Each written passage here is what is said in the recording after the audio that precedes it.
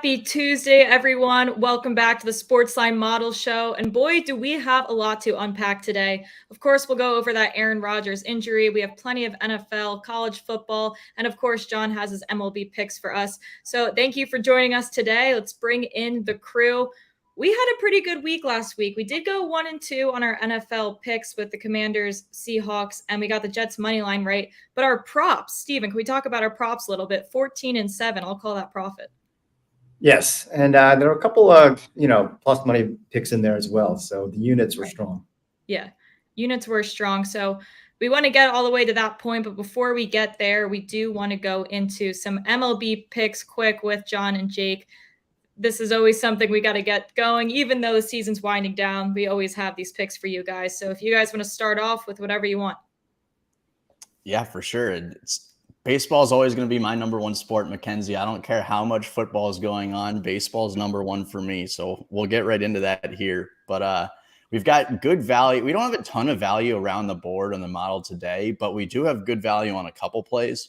One of those plays, the Dodgers on the money line. Best value is minus 155 against the Padres. You can find that on Barstool. So my main worry with the Dodgers last night was their cross-country flight with no rest. They flew all the way back to LA, and they didn't have a day off before their game yesterday. So I was a little bit worried that they'd come in and, have kind of a brain lapse, and they kind of did that. They ended up giving up a bunch of runs late, had a late key error, and that's really why they lost the game. But I also don't think the Dodgers lose this series, despite how poorly they've been playing lately. They've lost 6 of their last 10 games, but they're 8-3 against the Padres this season with 2 matchups to go. The Dodgers are also 47-25 at home this season, while the Padres are 29-41 on the road this season. The Padres also always seem to lose these games where they get a ton of momentum, look like they're playing really well, and then they just come out the next game and play a straight-up dud. Also, don't let Michael Wacha's ERA fool you. He's been great overall this season, but he's made just 5 starts since returning from the IL, and he's only had 1 quality start in those 5 starts.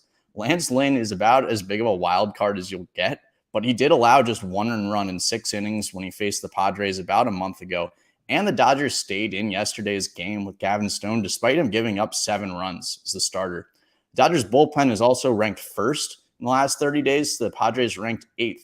And Josh Hader threw 43 pitches yesterday for the save. So there's absolutely no way he'll pitch today. I really like the Dodgers to bounce back here. I like it. All right. So we'll move on with that. We have a few more money lines from John in a parlay situation we're going over here. Mariners, Astros, money line plus 100, also at Barstool. Yeah, the very rare parlay from me. I really don't like playing run lines at all. There's no incentive for a baseball team to win by 2 runs. It's simple as that. You only need to win by one run to win the game. So I really don't like going to the run line angle. So the model actually doesn't have value on the Mariners money line tonight. Is a little bit on the Angels, but we think that's going to change tonight if Ohtani is out of the lineup again. Also, this is one of those where I just disagree with the model if it does stay that way. Because the Mariners had the same thing yesterday. They flew across the country back to Seattle, and they didn't have any rest before their game.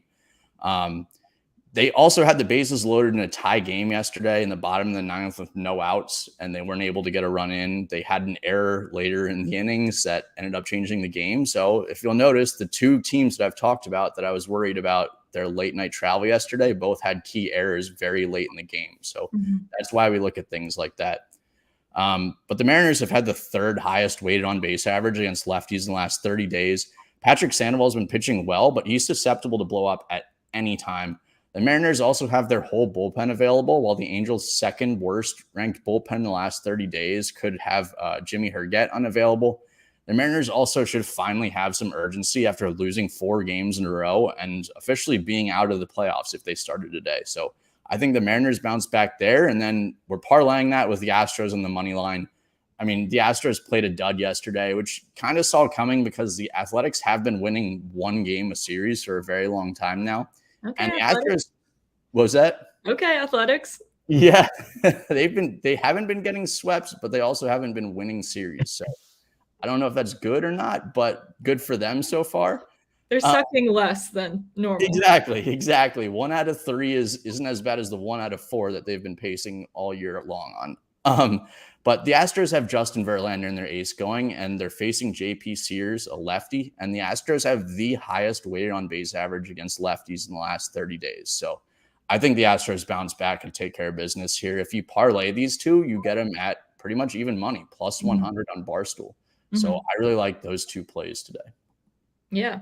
Before we get to the questions, we want to get to Jake, who also has a parlay. Now, I'm going to pull this one up for you guys, just so the ticket, so it's easier for you to see. But Jake, if you want to explain the 4 legs of this.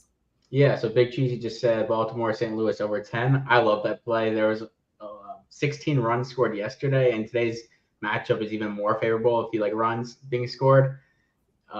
The St. Louis Cardinals are pitching Adam Wainwright. He's been terrible this year. He's done. I feel bad because he was been so great throughout his career, but he doesn't have much left in his tank. He's going up against the Baltimore offense that's ridiculously good. And Baltimore has John Means pitching on the other side. John Means is coming back for the first time in a year and a half from Tommy John surgery, so I don't think he's going to go very deep. And even though St. Louis hasn't been winning games this year, they can still hit. That lineup's very dangerous. So I'm going with the same game parlay here. Both teams to score over 2.5 runs. We also like this game as the number 1 game in terms of sim percentage for first run, run first inning. So I'm going yes run first inning as well. Nolan Arenado to get a hit and Cedric Mullins to get a hit at plus 290. Yeah, so it's like a correlated same game parlay here. So that, like when I do same game parlays, I like to correlate them all together. So if their yes run first inning hits, there's a good chance that both teams score over 2.5, and a good chance that Nolan Arenado and Cedric Mullins get a hit if both teams score 2.5 runs. Right. I'm here for it. Let's have a little parlay Tuesday. I like it. Same game parlays, money line parlays. I'm in for all of it. So with that said, we can still do baseball in the chat. Please drop your baseball questions. I'm going to send John in there now to go answer all your questions. But we want to get to the headlines of today with this Aaron Rodgers injury. He's now officially out for the season. Steven came in. Steven, of course, reacting quickly to this, crunching the numbers to see what this means for the Jets this season. Originally, when we didn't even know if they were going to win this game, we saw their playoff chances go from almost 60% down to 4.7% upon that recent news. But then once Zach Wilson, the Jets were able to pull off this win, they actually went back up to 29%. So still not great, but not as terrible. But if you look at those championship odds, we're still at 0.4%, and their wins go down to 7.9 with Zach Wilson on the season. Yeah, when the immediate aftermath, it wasn't just the rest of the season. That game, they went from around a 50-50, again, we recommend them on the money line pre-game. They went from having 50% chance down to around a 25% chance that game. So by winning it, they added 0.75. So that 5.8 up to 7.9, a good chunk of that was actually winning last night in a kind of somewhat surprising win. The defense, as good as they were last year, by getting 3 interceptions and 1 lost fumble by Josh Allen, it actually increased their turnover rate on the forced turnover rate, which takes a potentially already top 3 defense and makes them, maybe the 85 Bears, they force turnovers like that. And then Zach Wilson, even though he threw a bad pick and missed some balls, he was still, I think, 14 for 21. So his completion percentage was strong. And obviously Garrett Wilson deserves all the credit for that catch. But the fact that he completed a touchdown pass in the red zone, that also helps. So his numbers for Zach Wilson trended up. One good game in that situation can make a pretty big impact on the small sample size of young players. Right. And moving forward, maybe this is a Derek question, but we look at the kind of the offensive scheme they're going to run. I mean, they planned the entire summer around Aaron Rodgers. Is this going to really impact them? Are they going to be running the ball more, you think, the whole season, or was that just, what they had to do to get through this game? Well, the problem with the Jets is that they were running the offense that Aaron Rodgers likes. And Aaron Rodgers likes to get the ball out quickly because that offensive line was pretty much one of the worst in the league last year. So he wanted to get the ball out. That's why they had like quick slants and things like that. Now with Wilson, his accuracy was the problem. The last time that he was playing, because he threw a lot of picks and his decision-making was bad. So with this game that we saw yesterday, they tried to run the ball. However, both of those running backs are coming off injuries, so they didn't want to tax them too much. So they decided to pass the ball to short to medium, but they do need to throw the ball a little bit further down the field. But they were going against a very good, Bills defense, even though they shouldn't have gotten all of that pressure on them, as we were saying before about Von Miller not being there. Right. Well, they did, but Brees Hall looked awesome, so they got to be encouraged by that. Yeah. He didn't have his top end speed, he couldn't break away for that what would have been a 95-yard run. He only made around 65 yards, but 127 yards on 10 carries. I think they're going to rely on him and Cook quite a bit. Yeah, he ran out of gas. I mean, the guy has been working hard for literally since he got injured, and he just ran out of gas. I mean, that 65 yards, I mean, he really hadn't had to do that in a game since the injury. Right. And when we talk about just the fantasy impact on this of these two running backs, does it make you inclined to want to start them or put more priority in them? Yeah, let me bring up our full season. After got Brees Hall now as RB21 the rest of the season. Still in a somewhat of timeshare, still in that kind of rush attempts, still around 10 per game. Dalvin Cook is actually projected for more rushing attempts, but he's only 37th. So it hasn't been a radical change from the preseason, but both are certainly fantasy starters on a week-to-week basis. Right. Yeah. So Brees Hall, like they said before the game, they're going to ease him in. They've been saying this for months, but once you get in the game, win, especially the way that they do, and all of the money that they put in the defense and in his offense, they're going to have to play him. But they're going to be, they're going to think about it before they put him out there for 20 carries in a game. Mm-hmm.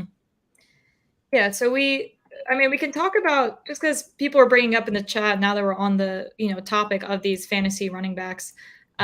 We can look over here. We've kind of evaluated what these running backs week to week will look like, which is something the model I think spends a lot more time on than a lot of other people at the company have time to. So, Stephen, if you want to talk about, that's the experts doing phenomenal job on their rankings, but no one has time to do updated rest of season rankings because they're focused on week to week. But that's what we do. And so if anyone has questions about trades and suggestions, then please submit those. But I thought out of week one, the running back, the interesting storylines for running back for me were Atlanta. I was really high on Tyler Algier after last year, and everyone assumed that he'd be bumped down to maybe in that RB40 range with Bijan. But then week one shows that they got plenty of carries to go around. I love that the team is running the ball 60% of the time, but Desmond Ridder, even though he has some mobility, is not a running quarter. He's not Justin Fields getting double-digit carries. Cordell Patterson, they're trying to reserve for more of his dynamic kick return abilities, and he's also an injury-prone player. So it looks like you might have 30 running back carries a game to split between these two. So you can still have Bijan as a top 5 guy, but now Algier is in the top 30 for the rest of the season in PPR, not just in standard leagues. Unfortunately for Baltimore, we got J.K. Dobbins with another injury. Right now, Edwards and Hill. If I were the Ravens, I would prefer Gus Edwards to get the lion's share, but Justice Hill is Todd Monken really likes Justice Hill, and Justice Hill got the goal line opportunities and he scored 2 touchdowns. So we'll see about them. Neither of is actually in the top 40 right now in running back rankings. Philadelphia, we did a segment on how high we were on Rashad Penny and DeAndre Swift and their upgrades over Miles Sanders, which may or may not be true. We may not find out because Kenneth Gainwell was dominating week 1 touches at running back along with Boston Scott. Swift's got a little bit. So this week should be telling because Gainwell's questionable. Maybe leaves it open for Penny and Swift, and maybe those two play particularly well. But for now, they're kind of irrelevant until we see what's going on in Philly. In LA, I was shocked. Again, I'm sorry I was so convinced that Seattle would dominate that game. They did get the 2 made field goals for Derek. But Cam Akers did not get many yards per carry, and neither did Kyron Williams, but they look to be in a split. And so neither of them is a rock star, but, the Rams don't seem to be tanking. So Akers is 38th right now, and Kyron Williams is 39th. So we have them neck and neck. So they had, just interesting fact about that game, they actually had more carries than what a lot of people and what our projections were. So that was pretty shocking that they both had at least double digit in attempts, in rush attempts. Yeah, exactly. And then in New England, it just seemed like Zeke got a lot more on the field, a lot more than I thought he would. And maybe he's a better pass protector, and they have some issues on the offensive line. And so he did have a turnover, but we still don't have Zeke particularly highly ranked. I think but the problem is we have Ramondre Stevenson at 19th now, and we had him at 10th to start the season. I'm just looking at the experts for the upcoming week. We have Ramondre at 20th, and he's still 10th in the expert consensus ranking. So the FFT experts still think Ramondre is the guy there, but I'm a little worried that Zeke might get a lot more usage than we thought. I think in Washington, both of them are going to eat this week just because the Dolphins gave up over 200 yards rushing last week. So, right, that's true. In Washington, I'm glad not glad we didn't get Washington to cover the spread. They probably would have relatively easily had it not been for 2 turnovers, one a fumble return touchdown, and then another one by Antonio Gibson. So Gibson's been notorious for his costly fumbles. Robinson, meanwhile, ran better and caught a pass for a touchdown. So I'm thinking that Robinson is now will take the lead as the primary back. We have him ranked as 15th for the rest of the season. Gibson now down to 47th. Looking at what the experts think this week, they still have Robinson at 28th. We have him at 21st. So the experts are not quite as high on Robinson as I am or the model is. And we have Gibson at 45th, and they have him 37th. So the adjustment that we see tilting the clear carry edge more to 65, 70% Robinson and not 55%, they still aren't there. But I am. I saw enough. I just want to move quick to some of our picks while I have some people viewing here. We talked about, Derek just mentioned the Dolphins rush defense, and that leads to one of our first picks, which might stir the pot a little bit, but we are going with the Patriots money line versus the Dolphins projected score 23-20. A lot of that has to do with the odds makers have Miami scoring 23.5 points, I believe, but we don't like them to get anywhere near that. Yeah, I mean, I'm sticking my neck out. This week, especially, a lot of money line dogs were on the other side. Look, Tua is probably the most underpaid quarterback in the league right now. If you see what he did last week versus what everybody else who signed massive extensions. He didn't get sacked at all, even though Armstead was out. The Patriots' strength is their pass defense. Judon on the pass rush, along with their secondary. They, unlike the Chargers, apparently don't know the rules that you're allowed to change your game plan. That halftime, you don't just take a rest, go to the bathroom, have a drink. You actually come up with schemes. So instead of doing what the Chargers did, which was like, Tyreek is just like, I thought it was a replay. I was watching the game. I was kind of worn out from an emotional week 1 Ravens win. So I was drifting in and out from an occasion, my afternoon nap. Dramatic. And I assumed that the red zone was showing a replay of Tyreek. He was like, no, that's the 3rd time he's going to do that. So, I mean, look, I just know that New England has the ability to at least know who Tyreek Hill is, know he's fast, and know that he can catch the deep ball. The bad weather could also be an issue. Could be winds approaching 20 miles per hour and rain, so it's not the ideal conditions of the Chargers in LA. So that impacts Tua's very effective but high in the air, punt-like passes. Right. So we're thinking that this is the week that New England could get a pretty surprising upset. Right. I want to pivot a little bit. We were talking about Jake last week, by the way, nailed Puka coming in after Cooper Kupp. Yeah. People are talking about that in the chat. So where do we put him this week? Are we looking for player props for him? Where do we think that line will end up being? So they got a really tough matchup. So we saw what San Francisco did. They go cross country to Pittsburgh, all these weapons, Kenny Pickett looking great in the preseason, and then they just wallop them.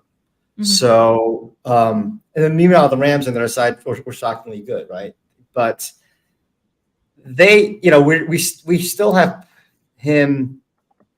strongly projection for 4 catches and 48 yards. I don't know. Well, I'm looking forward to seeing what the lines will be for props. In terms of fantasy rankings, the problem is a lot of guys popped. Atwell popped. Van Jefferson is still, highly ranked in our expert rankings. So you may not see, it still got spread around the ball a little bit. But the experts have Puka much higher, 29. Model doesn't react too much by one. We're not the only ones who saw Puka get targeted 10 times, how many times, and catch those balls. The actual 49ers will see that as well. So I don't, it's not like, they're not allowed to see game film. So I think that everybody will react, say, oh, this guy is a real presence. He's got, 15 targets is, that's a little bit of a lot. Yeah. Right. If they're gonna say, I think that it's kind of like, if I was gonna make another data point, would I trend up, trend even, or down? I think down. Yeah. Well, let's move over to our another dog money line pick. The spread was -1.5, if I'm correct. Now we want to take it at the money line for that value at +101. Look, DJ Stroud looked great passing the ball. Now he's going up to Colts pass defense, who's 30th in defensive QBR. That checks out pretty well for him. And the Houston pass rush also looked pretty legit against Lamar Jackson, facing a similar style quarterback here with Anthony Richardson. Yeah, Derek, you found the good numbers. So I watched the game, and I saw a poll someone posted that the most upset fan bases from Week 1, the Ravens, were like the 4th or 5th most upset. Now keep in mind we won by 16 points and covered the spread, but but everyone watching, it was like, geez, our offensive line before Tyler Linderbaum got hurt, before Ronnie Stanley got hurt, was getting destroyed. And Lamar, had made some nice completions. But overall, what was the numbers, Derek?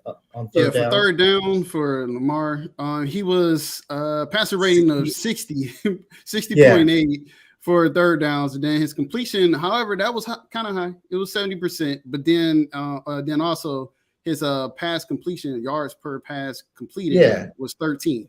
We threw to Dave Flowers with like 0 air yards, which I loved. It was awesome play and it was effective, but the completion percentage was high, but that was why. Meanwhile, on the flip side, the game was frustrating as a Ravens fan because we couldn't get Houston off the field. They didn't score touchdowns, but they had an 8.5-minute drive in the second quarter. We sacked Stroud, or the Ravens. I'm not supposed to say we. The Ravens sacked Stroud 5 times. But it wasn't your typical, and they were out without their right tackle, and I believe they're on a starting guard. We weren't getting to them on the edge, some classic edge rusher. It was inside linebackers shooting up the middle, Justin Matabike, defensive tackle, firing up the middle and taking, surprisingly catching him, and a safety. It wasn't, and then besides David Ojabo late in the game, that was the only time that we got to him, more traditional edge rusher sacking them. So they protected Stroud a lot better than the Ravens protected Lamar. And Stroud made every throw, and what was his stats were really impressive on third down. It was maddening. So on third down, his passer rating was 99. He completed 81% of his passes on third down.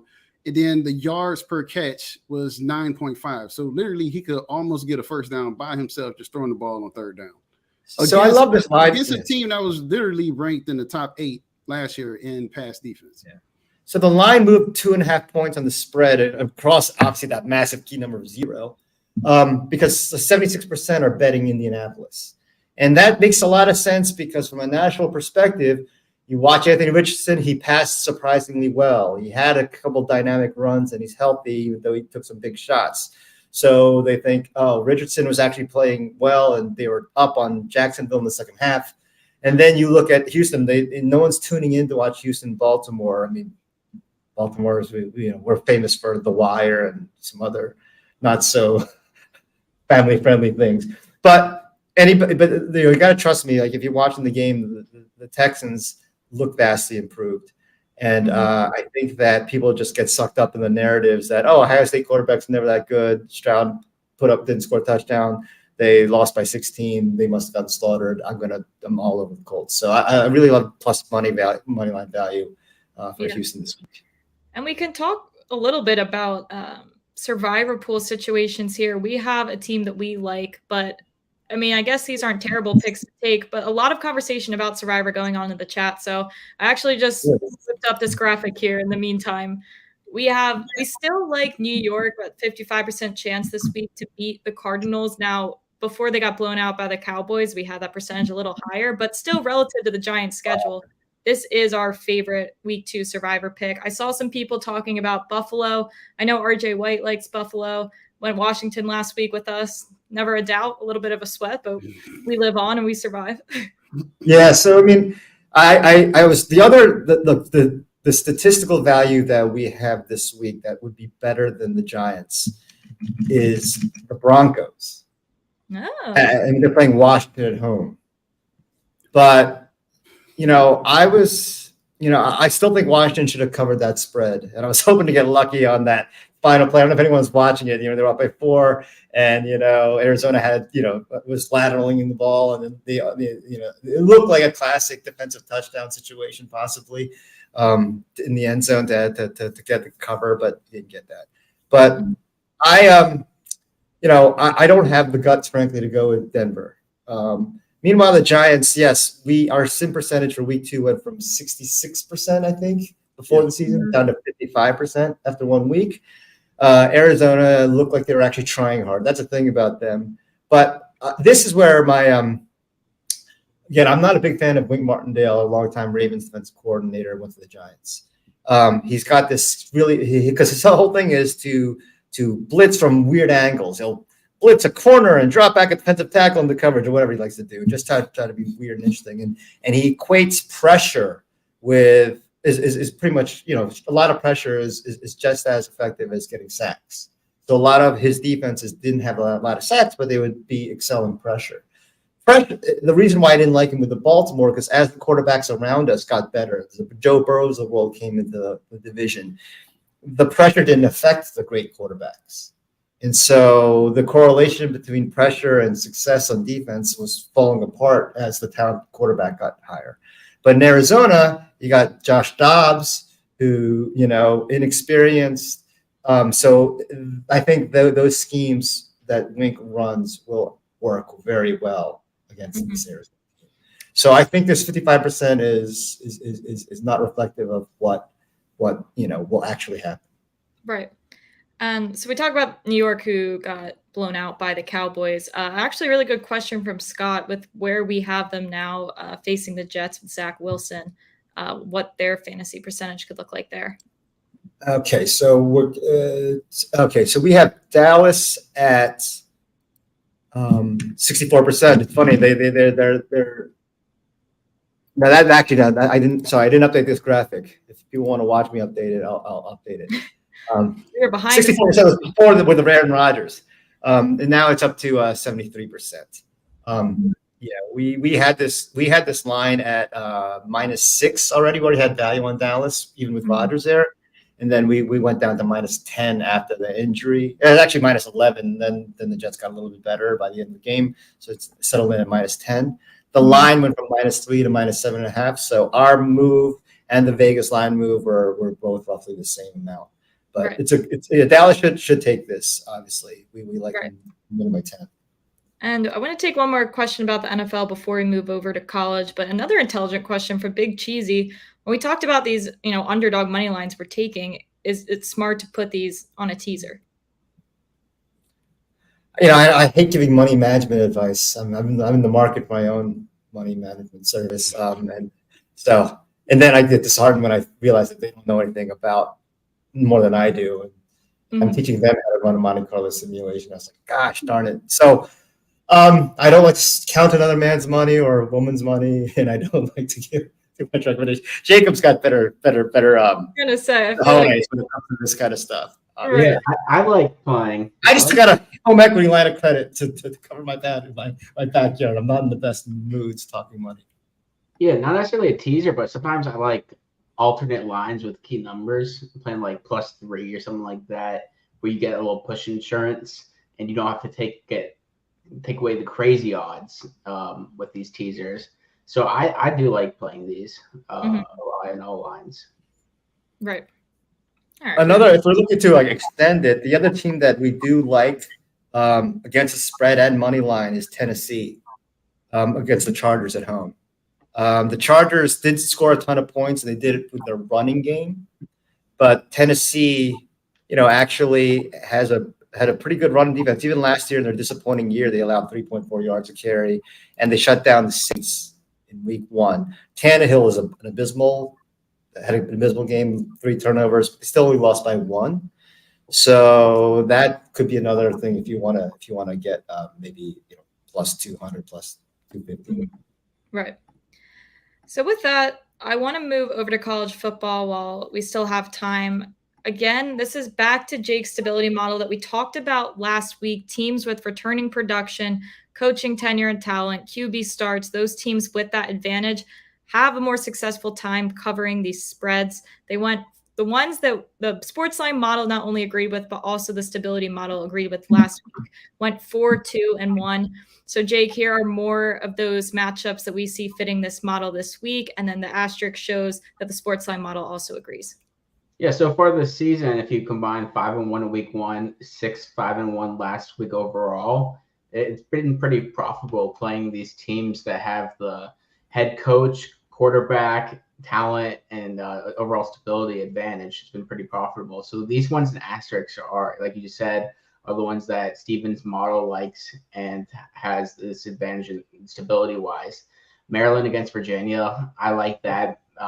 I mean, Maryland cost us last week, but if you just watch the second half and they carried that, they scored 38 straight points. Yeah, exactly. They scored 38 straight points and didn't cover 24.5. I had Tua's brother Talia over 250 yards or whatever it was, and he had props were big time. He had that hit, but he had 10 yards after the first quarter and still hit over 280. So it was a rough start, but if you take away the first quarter and you think they carry the momentum against Virginia, 38 straight points and you don't cover 24.5. I don't understand how it happens. Yeah. Sometimes the math just doesn't math, but it's, I mean, sometimes you have to throw away quarters. And sometimes if that happens, like both in the Houston game and the Maryland game, if you could just wait and play at halftime, you could double down if you want, or if you think of there's going to regress back to the mean, which actually happens, you could have played Houston live, and probably was at plus 500 at one point. There, another team that scored 28 straight points and couldn't cover or didn't win. Houston. Right. Houston and Maryland both scored 4 straight touchdowns, so you could have got them live if you expect regression to the mean at halftime, and those both would have hit. Louisiana, we like, the model likes. That scares me. Trent Dilfer has got a pretty good passing attack in UAB, but I think their defense is a little rough. I don't mind an over there. Ole Miss, we were on this game last year against Georgia Tech, and we hit with Ole Miss. We like Georgia Tech's team total under 21.5, which is a big reason why we have value on Ole Miss. I have this exact same outcome in my stability model as well, so I like that. And then Kansas, if you watch Kansas offense against Illinois, Kansas is fun to watch. Lance Leipold could be one of the hottest names on the coaching market after this season. I love that offense. They're fun to watch. They run triple option. They throw the ball downfield. They're just a fun team to watch. And Nevada is really rough. Right. Yeah, that's a team that's been crushing the stability model that you can put up week after week and usually count on. So this is a great graphic to screenshot. Again, the asterisk shows that not only the stability model likes it, but so does the SportsLine model, and those plays have been quite profitable. But we'll move over to, there's not a ton of value we found in college football this week. We're going to be honest. We're not going to force picks down your throat that we don't feel 100% confident in. But one of the ones that we do is this over here with Western Kentucky and Ohio State. You know, we have Ohio State scoring 53 points. They could possibly cover this on their own if they want to get over that 64. Yeah, I love the fact, 2 things. Western Kentucky is one of the worst teams in the country as far as the defensive passer rating allowed. And also in their week 1 game against South Florida, who's, struggled, in the past, they allowed 374 rushing yards. So if you are that bad in both areas, that's trouble. And then on the flip side, they have a very good quarterback, an NFL prospect, and they average a ton of points. So, we like the over. And then I don't know if we're going to have time to get into it, but in monitoring the number of plays and the impact of the rule changes with the first down clock continuing to run except for the last 2 minutes of each half. And 60% of teams are way down in number of plays, but two teams that are not are Western Kentucky and Ohio State. They're averaging the same number of plays per game as they did last year. So that helps. Yeah, if you blink down to that, what we're seeing is, on a case-by-case basis, and I have the ability to track it, we do advise that look into the teams that are involved. If you're betting overs, be aware that in some cases, it's not all the time, but 60% of the time, these teams are really down in number of plays, and because of the rule change. And I think it needs to be the odds makers have adjusted their over/under lines by 2 points, and that's kind of what we've seen overall in actual. But the average is not reflecting what individual matchups might. Right. So correct me if I'm wrong, but people can gather from this. We're definitely seeing a fewer amount of plays, specifically for these teams that are rushing the ball a lot. But that does not necessarily mean that we're liking these unders. It's more of, if you like an over, reevaluate, make sure this isn't a run-heavy team, and then you could potentially be skeptical of that over. You might want to. And that's another thing. The run-heavy, it's now not just run-heavy, but everybody. It used to be, after week 0, it looked like it was skewed towards run-heavy teams being more impacted. But then it's now changed, and it seems every team has a similar rate of, fewer plays. Yeah, right. Week 0 was a very small sample size. So I think there was 9 games total. Now there's much more of a bigger sample size. I think. But there's nothing I enjoy more than jumping to conclusions and doing statistical analysis. That would drive my former grad school colleagues crazy. It's like, I'm actually making more money than an anthropologist would doing bad statistics, So enjoy yourself. Yeah. Well, I want to pivot back just because we have a question. I want to get to everyone's questions. Back to the NFL for Thursday Night Football, Eagles, Vikings, looking at A.J. Brown receiving yards as something to target this week with this Vikings secondary. Derek, I'm going to bring you back in here to talk about, do you see any mismatches with this Eagles offense? Actually, that's what I was looking up right now. So what I found is right now our model has A.J. Brown at 82 receiving yards for this game coming up. And I see the line is at 72.5 and at minus 119. So I'm like, that's good. It sounds good. But I didn't. Hey, Steven, I'm going to go through our prop analysis here. That was the next thing I was going to. But I believe it is okay. Hold on 1 second here. So you want to look at his receiving yards over what's the line again? 72.5. And it's at minus 119. I believe we should be okay with this one. I mean, a lot of this is skewed because it includes going back all the way to. With this time in Philadelphia, it's now 12-10. So that's sorry. let me. 12-10 in Philadelphia. I like it because projection is not only over. It's, close over even at the minus 119. And Minnesota's defense, this is the defense that made Daniel Jones $42 million a year, in the playoffs, right? I know a lot of New York fans, some in the family, and they all were all in on Daniel Jones getting that contract. And then you saw what he did against a real defense. So this Minnesota defense is that one.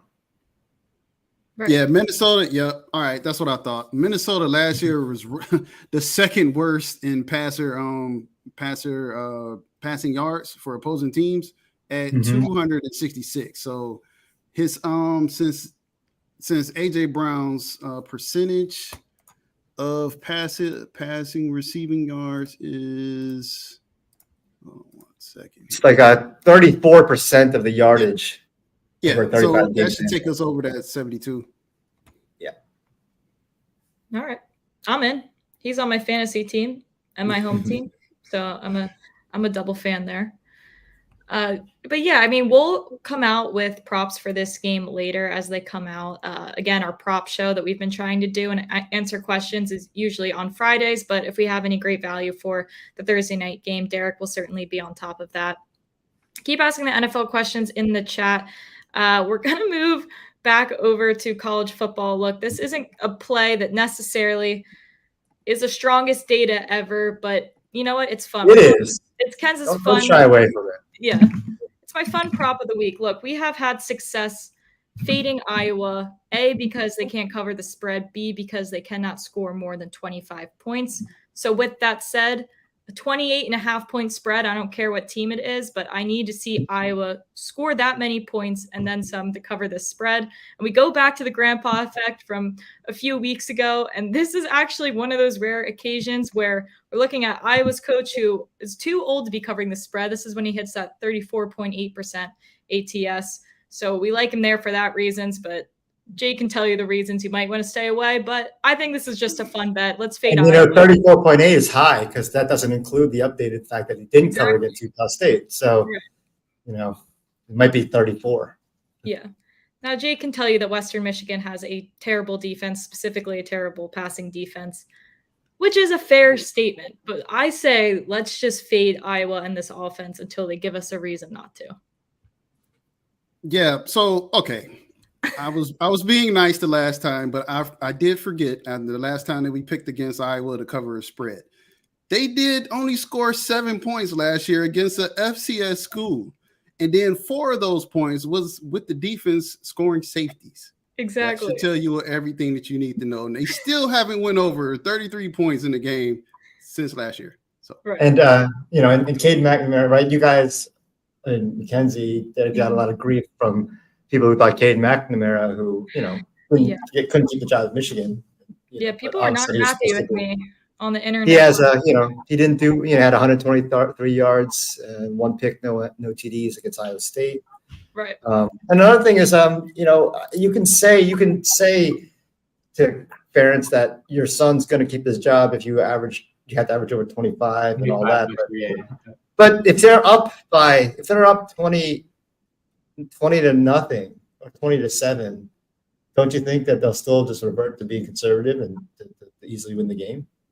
I could see them putting their bench players in too if this is a blowout situation. But Jake mentioned if he to compensate for not hitting 25 points, which is where this incentive line is, you would probably assume that they're trying to hit around 70 points, considering this is probably the last lousy team they're playing through their schedule.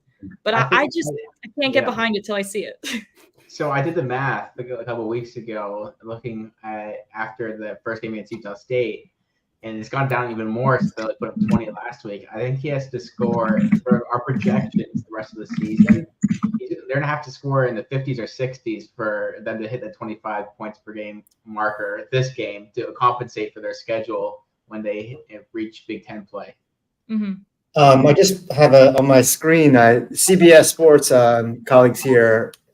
Andrew Silverstein asked me this. They set up a tracker for Iowa scoring, and so this is updated. The projected score, I provided them with our SportsLine projected scores. These were done before the season started, so they might update slightly. But yeah, you can see they're on the season pace. They're already behind the pace. Our projection for their game against Western Michigan is up versus what it was preseason. But if Western Michigan scores a touchdown or 7 points, then we should be good. Mm-hmm. Well, I think that's all we have right now. We got a couple of fantasy questions in, a couple of NFL. Look, I will get a recap screen going for Twitter. We don't have that right now, but we are liking our NFL moneyline dogs as we did last week as well. We hope to have some more success there. We are going to try to do another show on Friday for props. Hopefully by Thursday, we can get you some Thursday night props from Derek as well. But with that said, we will see you guys on Friday, hopefully, if not Tuesday. Best of luck with all your bets, and we'll see you next time.